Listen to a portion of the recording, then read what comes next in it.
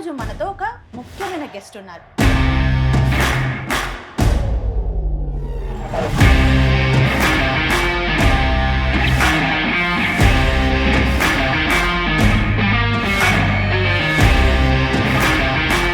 నాకు తెలిసినప్పటికీ నేను అప్పటికేదో లోకల్ ఛానల్ న్యూస్ బులెటిన్ చేసేదాన్ని. సినిమాలో చూసి ఇంత పెద్ద బొట్టు, కాటన్ శారీ కదా కట్ చేస్తే వీళ్ళు పెళ్లి చేసుకున్నారంటే ఒక రోజు నైట్ 11కి ఆయనతో బయట ఉన్నా అన్నా కూడా నాకు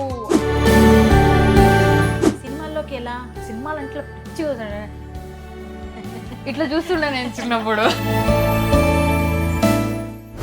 ఆడిషన్కి వెళ్ళిన లాస్ట్ పర్సన్ నువ్వే. మనం చేసిన తీన్మార్ కానీ ధూమ్ధామ్ ప్రోగ్రామ్ కానీ వాళ్ళు రాసిన దాన్ని కూడా నేను ఫ్లోలో మార్చేసేదాన్ని. సినిమా కెమెరా చుట్టూ పెద్ద హడావుడి గందరగోళం, ప్రాంప్టింగ్, హండ్రెడ్స్ ఆఫ్ పీపుల్ ఉంటారు, డిఫరెంట్ డిపార్ట్మెంట్స్ ఉంటాయి.